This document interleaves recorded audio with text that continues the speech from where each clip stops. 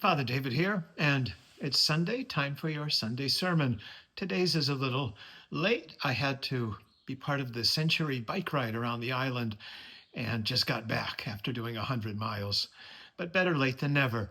And today's gospel lesson is the wonderful parable by Jesus of Lazarus and the rich man. Not Lazarus who was raised from the dead, but a poor Lazarus, a beggar Lazarus. And both men die, and poor Lazarus ends up in the bosom of Abraham, and the rich fellow who couldn't be bothered to hand him even a peanut butter sandwich ends up in a very hot place. And there's a dialogue between the two of them. I commend it to you.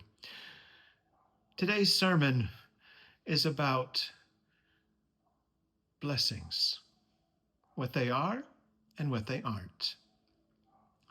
So you know the story. And one of the most important things to realize about the story is that it's not a tale about the afterlife. Jesus isn't telling us that good people go to heaven and bad people go to hell and the good people get to watch them suffer. No, he's doing what people have done for thousands of years. He's telling a story. This is a lot like A Christmas Carol when Ebenezer Scrooge got visited by three ghosts, not to teach him about the afterlife, but to teach him how to live this life. And that's the point of this parable by Jesus today, of how do we live this life? And I heard one of my fellow clergy talking about this same passage this morning and referring to the rich man as someone who was blessed. And I thought a lot about that. And we say that a lot. We think that if we are financially well off, we are blessed. If we have a comfortable life, we are blessed. But it's not a very long step to then realize that those who don't have a lot of money or don't live a comfortable life are not blessed. And then it's only a few more feet to the place of thinking, well, who does blessings? God. So if God has blessed me, so much for you, because clearly God has a reason for you being poor and otherwise in some distress. And I think the point of today's parable that Jesus is getting at is to help shake us out of that mistake, to help us see that those who have money and are well off are not blessed. They're lucky. And that the reason that some may be financially secure and others may be destitute has absolutely nothing to do with God. And it has absolutely nothing to do with one's moral character. It has everything to do with the accidents of life. You see, God gave us this creation of abundance and plenty, and he laid it before us and invites us every day to participate in it, and then leaves to us the choice of how we shall do so. And how often do we choose competition over cooperation? How often do we see that mere accidents end up getting worshiped as divine gifts and treating them as such, so that if God has blessed me, I don't really care about you. But if blessings in terms of financial stability, a good life, if these are mere accidents, then what they really are for us is a test. That those of us who have been very fortunate to be financially secure, how do we treat those who, by fate of another accident, are not? And I think that's what Jesus is getting at with this story, because it turns out that it wasn't the rich man who was blessed. It is Lazarus who was blessed.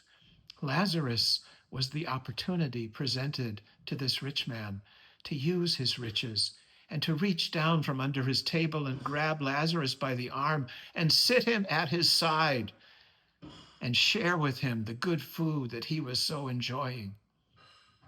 That was the test that this man failed. And that's why the rich man was not blessed. He indeed was cursed. And when we take this story now into our lives, where are we in our society right now? I know some of you who follow me get ticked off when I mention Trump and the policies that he is enacting. I gotta say, too bad, because what the policies of Mr. Trump are promoting are the policies of the rich man. the gold that is taking over the Oval Office, the worship of money and meme coins and seeing who can get the next $1 billion and holding that all up as the goal that we should follow is holding up the rich man. But in the eyes of Jesus, it's holding up the curse. And it's encouraging people to follow the curse. No, the people who are blessed are the people who are in need. And they give an opportunity to those of us who are not in need to act the way God wants us to act in this world of abundance. And that is to take God's abundance that God has freely given all of us. None of us created it. None of us own it. We have all simply received it and then use it in a way that benefits everyone. And then everyone will know the blessings of joy and peace, because all of us then will know the blessings of what it is to be in harmony with one another, at peace with one another, appreciating the joy that one another can experience in this world. So let's not be all wound up tight, trying to hold on as best as we can to whatever we have, thinking that it's ours and that we're justified in grasping it. Let's go back to what God calls us to do, and that is to take this world of abundance and make sure that everyone has a piece of it. God bless us all.